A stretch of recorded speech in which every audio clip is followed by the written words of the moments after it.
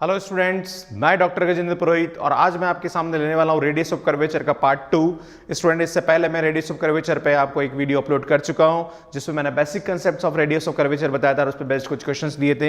यहाँ आईटे 12, यहाँ पे आप मेरा वो वाला वीडियो देख लें। उसके बाद आपको ये सेकंड पार्ट बहुत अच्छा समझ में आने वाला है और यहाँ पे मैं 3 से 4 क्वेश्चन बहुत ही इंपॉर्टेंट जो रेडियस ऑफ कर्वेचर के हर साल पूछे हुए क्वेश्चन में ये क्वेश्चन इसमें से आता ही आता है, चाहे वो इंजीनियरिंग हो, चाहे वो बीएससी हो, चाहे कोई भी कॉम्पिटेटिव एग्जाम्स हो। सो स्टूडेंट, यहाँ पे पैराबोला है, इलिप्स है, एस्ट्रॉइड है, इनके क्वेश्चंस होते हैं जिनकी रेडियस ऑफ कर्वेचर हम निकालते हैं। सो स्टूडेंट, अगर आपको मेरे वीडियोस अच्छे लग रहे हैं तो प्लीज आप मेरा जो चैनल है वो सब्सक्राइब कर लें और बेल आइकन को प्रेस कर लें सो दैट कि मेरे जो वीडियोस के नोटिफिकेशंस आपको मिलते रहें और फ्रेंड्स के साथ जरूर शेयर करें सो दैट कि मैं आगे और भी अच्छे कंटेंट को आपके साथ लेके आऊं। सो स्टूडेंट, देखिए यहाँ पे इसकी रेडियस ऑफ कर्वेचर किस तरह से निकालते हैं और यहाँ पे क्वेश्चन 2 लैंग्वेज में पूछा जाता है कि find the radius of curvature of x y at x power 2/3 plus y power 2/3 is equal to a power 2/3। कभी कभी ये क्वेश्चन एग्जाम में ऐसे भी पूछ लिया जाता है कि show that the radius of curvature a cos cube theta a sin cube theta of the curve this is 3a sin theta cos theta. तो स्टूडेंट, इसके पैरामेट्रिक कोऑर्डिनेट दे रखे हैं ना, तो उससे भी इस क्वेश्चन को सॉल्व किया जा सकता है।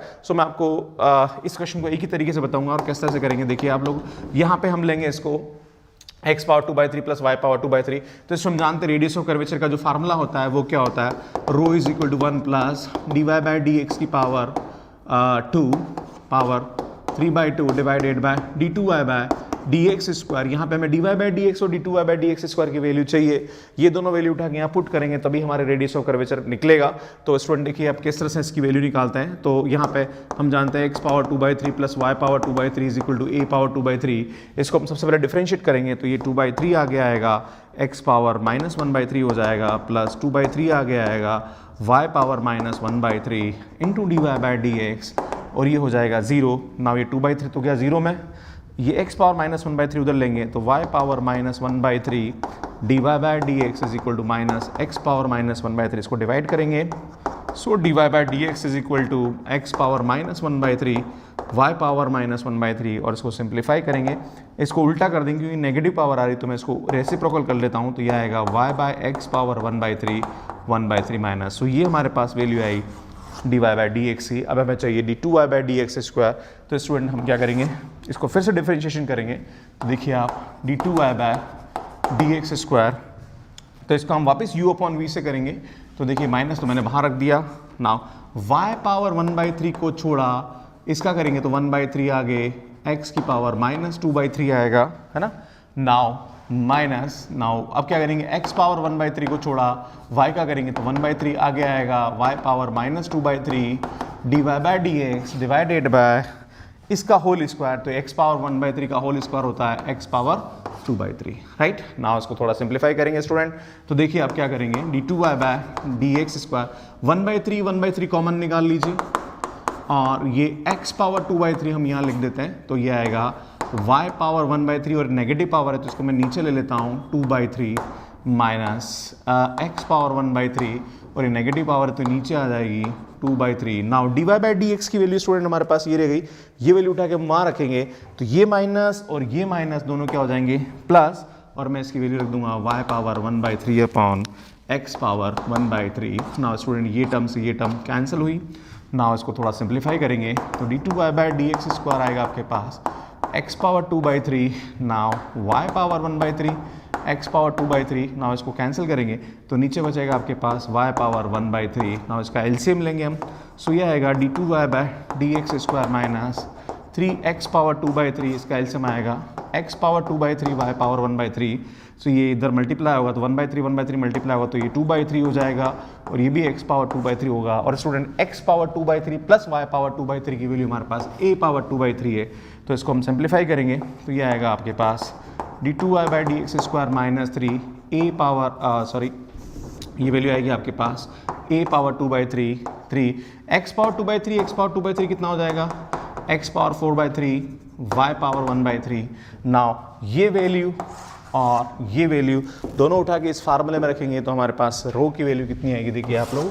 सो radius of curvature is equal to 1 plus dy/dx का होल स्क्वायर, इसका होल स्क्वायर करेंगे तो नेगेटिव है तो पॉजिटिव हो जाएगा और ये 2/3 अपॉन x पावर 2/3 हो जाएगा पावर 3/2, इसका होल स्क्वायर किया मैंने ना, तो माइनस का स्क्वायर हो जाएगा और पावर 1/3 का स्क्वायर तो 2/3 हो जाएगा, ये भी 2/3 हो जाएगा, डिवाइडेड बाय d2y/dx स्क्वायर, तो इसकी वैल्यू आपके पास माइनस का a power 2/3 upon 3 x power 4/3 y power 1/3। थोड़ा मैं इसको सिंप्लीफाई करता हूँ तो स्टूडेंट ये उल्टा ऊपर लेके जाता हूँ मैं, तो 3x power 4/3 y power 1/3 upon a power 2/3। Student हम जानते हैं रेडियस ऑफ कर्वेचर हमेशा पॉजिटिव होती है, तो माइनस को हम नेग्लेक्ट करेंगे, इसको प्लस ही ले लेंगे, है ना। नाउ वापिस आप ये मत बोलना कि सर माइनस का कहाँ चला गया, माइनस रेडियस ऑफ कर्वेचर हमेशा पॉजिटिव होती है, इसलिए माइनस को हम नहीं लेंगे, राइट। नाउ इसको मैं एलसीएम लेंगे, तो x power 2/3 plus y power 2/3 upon x power 2/3 power 3/2। Student इसका हमने एलसीएम लिया।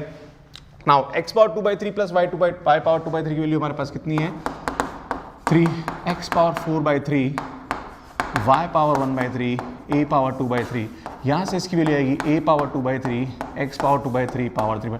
इसकी वैल्यू हमने a पावर 2/3 रख दी यहाँ पे। नाउ इसको मैं थोड़ा सिंप्लीफाई करता हूँ स्टूडेंट, तो rho is equal to 3x power 4/3 y power 1/3 a power 2/2, और स्टूडेंट ये 2/3 से 3/2 पावर क्या हो जाएगी, कैंसिल हो जाएगा, तो ये a/x बचेगा। नाउ मैं आपको बता दूँ ये x ऊपर गया, तो ये 1 पावर, ये ऊपर जब 4/3 में से माइनस होगी तो यहाँ से इसकी वैल्यू बचेगी 1/3। नाउ ये 1 पावर है और ये 2/3 पावर है, तो जब 1 2/3 से माइनस होगा तो ये भी बचेगा आपके पास a पावर 1/3, और यहाँ है आपके पास y पावर 1/3। तो स्टूडेंट मैं इसको सिंप्लीफाई करूँगा तो मेरे पास जो वैल्यू आएगी वो आएगी 3axy पावर 1/3। अब स्टूडेंट मैं आपको बता दूं ये तो आपका आंसर आ गया, पर आपसे ये पूछा जा रहा है सेकंड वाला क्वेश्चन, मतलब इस क्वेश्चन को इस तरीके से पूछा जाए कि at a sin cube theta a cos cube theta comma a sin cube theta, तो हम कैसे निकालेंगे, तो यहाँ पे क्या करेंगे, रो 8 a sin cos है a cos cube theta and a sin cube theta, तो क्या करेंगे 3 इज इक्वल टू a, यहाँ पर रख देंगे a cos cube theta a sin cube theta power 1/3। Now इसको सिंप्लीफाई करेंगे हम तो ये आएगा 3, ये a क्यूब हो जाएगा sine cube theta cos cube theta power 1/3, तो ये पावर 1/3 हट जाएगी, तो यहाँ से आएगा 3a sine theta cos theta, और यही हमें यहाँ पे क्या करना था, प्रूव करना था यहाँ पे, है ना। यहाँ पे क्या प्रूव करना था हमें, इसकी जो रेडियस ऑफ कर्वेचर होगी वो 3a sine theta cos theta होगी। सो स्टूडेंट मुझे लगता है क्वेश्चन आपको पूरा समझ में आया होगा। तो यहाँ पे हमने किया क्या, सबसे पहले इसका डिफरेंशिएशन किया, फिर इसका सेकंड ऑर्डर डिफरेंशिएशन किया, देन इनकी वैल्यू उठा के यहाँ पे रखी और इसको सिंप्लीफाई करने पर हमारा ये आंसर आया, और यहाँ पे पॉइंट x और y रख दिया तो हमारा ये आंसर है। सो नेक्स्ट मैं आपके आगे क्वेश्चन लेने वाला हूँ पैराबोला, कि पैराबोला पे बेस्ड कैसे रेडियस ऑफ कर्वेचर के क्वेश्चन को हम सॉल्व करते हैं। सो स्टूडेंट यहाँ पे एक और क्वेश्चन देखिए आप, at any point P of the parabola y square is equal to 4ax, एक पैराबोला दे रखा है और आपको यहाँ पे दो पार्ट प्रूव करने हैं, rho is equal to 2 root a x plus a power 3/2, और या फिर इसको ऐसे ही बोला जाता है 2 sp power 3/2 upon root a where s is the focus of the parabola. Second part है rho 1 power minus 2/3 rho 2 power minus 2/3 is equal to 2a power minus 2/3, और 2a को यहाँ पे इसने l लिख दिया where l is the semi latus rectum, है ना। तो ये आपको प्रूव करना, और रो 1 और रो 2 जो are radius of curvature at the end of the focal कोड, राइट। तो मैं आपको क्वेश्चन समझाता हूँ कैसे इसको हम सॉल्व करेंगे। सो स्टूडेंट यहाँ पे हम क्या करेंगे, सबसे पहले इसके पैरामेट्रिक कोऑर्डिनेट ले लेंगे, let x is equal to 8t square and y is equal to 2at, इसके पैरामेट्रिक कोऑर्डिनेट होते हैं। स्टूडेंट मैं आपको बता दूं पैरामेट्रिक कोऑर्डिनेट वो कोऑर्डिनेट होते हैं जो कर्व को क्या करते हैं, सेटिस्फाई करते हैं, और ये जनरलाइज कोऑर्डिनेट होते हैं। इसमें हम कोई भी पैरामीटर जो t पैरामीटर इसकी वैल्यू से हम सभी कोऑर्डिनेट्स को हम निकाल सकते हैं, राइट। तो अगर ये पैरामेट्रिक कोऑर्डिनेट दे रखे हैं, इस पैराबोला के पैरामेट्रिक कोऑर्डिनेट है ना, तो इससे हम हमारे पास, मैंने आपको स्टार्ट में जो मेरा पुराना वीडियो उसमें मैंने बताया था कि उस वाले केस में इसका फार्मूला होता है x डैश का स्क्वायर y डैश का square power 3/2 x dash y double dash minus y dash x double dash, ये फार्मूला लगेगा यहाँ पे। सो स्टूडेंट वही कॉन्सेप्ट यहाँ यूज़ करेंगे, तो इसको डिफरेंशिएट करेंगे तो ये आएगा 280, नाउ x डबल डैश आपके पास आएगा हमारे पास 2a, नाउ y डैश हमारे पास 2a आया, और y डबल डैश यहाँ पे आएगा 0।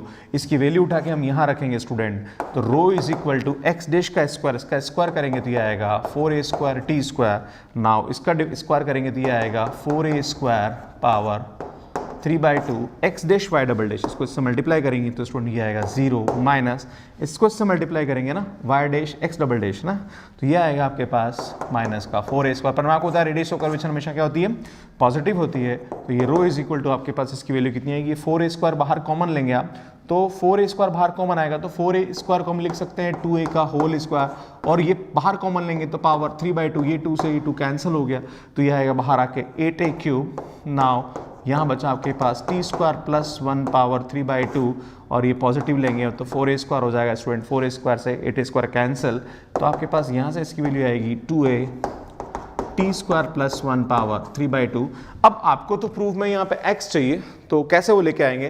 तो स्टूडेंट ये पैरामेट्रिक कोऑर्डिनेट का कंसेप्ट लगेगा। हम जानते हैं यहाँ पे x is equal to at², तो यहाँ से जो t² की वैल्यू आएगी वो कितनी आएगी, x/a आएगी, वो उठा के हम वहाँ रखेंगे तो रो इज इक्वल टू हमारे पास कितना आएगा 2a, और जहाँ पर भी t² वहाँ हम रखेंगे x/a प्लस 1 की पावर 3/2। नाउ इसको हम सिंप्लीफाई करेंगे तो 2a ये आएगा x प्लस a पावर 3/2, और ये a की पावर 3/2 इसको लिख सकते हैं हम a√a, ये a से a cancel, so rho is equal to 2/√a x plus a power 3/2। और स्टूडेंट मैं बता दूं आपको यहाँ पे इसने SP लिखा है, तो ये फोकल प्रॉपर्टी होती है पैराबोला की, और पैराबोला की फोकल प्रॉपर्टी क्या होती है कि ये अगर हमारे पास कोई पैराबोला है और ये हमारा कोई फोकस है, ठीक है, ये S है और यहाँ पे ये इसकी डायरेक्ट्रिक्स होती है, तो इस पॉइंट पर कोई P पॉइंट है तो यहाँ से इसकी डिस्टेंस और यहाँ से इसकी डिस्टेंस क्या होती है, हमेशा बराबर होती है, तो इसके x कोऑर्डिनेट प्लस a के बराबर होती है। तो बाय फोकल प्रॉपर्टी